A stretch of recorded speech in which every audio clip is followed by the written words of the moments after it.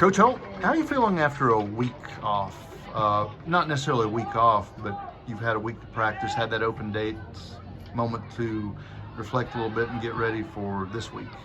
Yeah, normally in a week off, you kind of reevaluate yourself. What are the things we need to get better on, and we kind of worked on ourselves last week during the off week, and we got better at things that we felt like we hadn't done at a high level in the first 4 or 5 ball games, and so took last week to get a little bit healthy. We wasn't real banged up, but we had some minor dings and bangs, and so got a couple kids healthy, and then. As always, you're going to peak towards your next opponents. We started putting in a game plan for this week, and just getting better at us and just trying to start conference off strong. That Dade County game, in the way that it went, I think the feeling was like maybe coming in. This might not be a fair statement, but outmanned, but maybe outduted that night. Did you learn something for that to get you ready for this week's game? Because you better be manned up.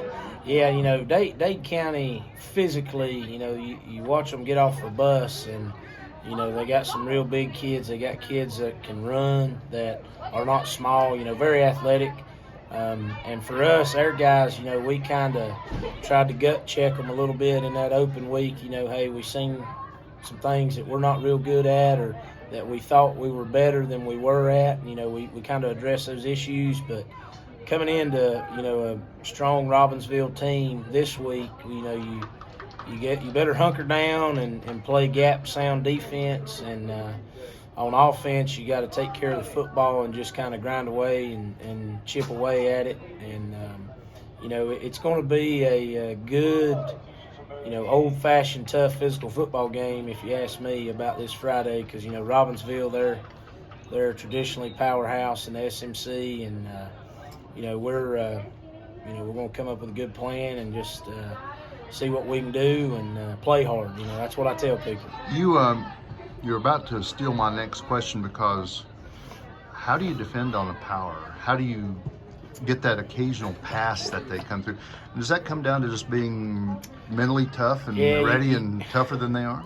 You got to be mentally tough. Got to be physically tough. You turn on the tape, and up front offensively, they come off the football very well, and they get on people and they block you, and they've got a.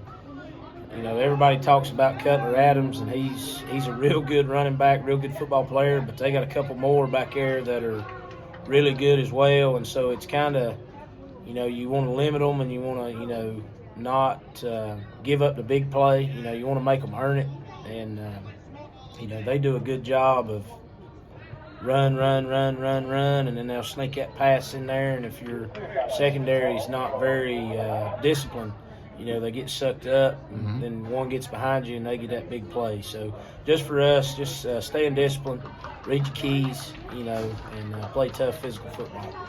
So looking ahead, the player that's not on the field is Hurricane Ian. Yeah. So making you play on Thursday night, does that change anything, do you think? You would like to, keep everything normal and play on Friday, give you another day for preparation. I'm sure Robbinsville's thinking the same thing, but, we're thinking about a lot of different aspects, moving the game, talking to Coach Walsh, and, talking to me, stuff like that. Our AD, Coach Blankenship, we, for our kids, both teams, having a big crowd here, nobody likes to come in a monsoon, and so we thought having a good atmosphere for our kids to play in, good safe night as far as weather. When it gets real wet and sloppy, you got a risk of injuries and stuff, and so just being able to get the game in and it be a good game, good atmosphere, that was something that really played a big part in moving it to Thursday. All right. Coach, anything before we let you go? Go Maroon Devils. Go Maroon Devils.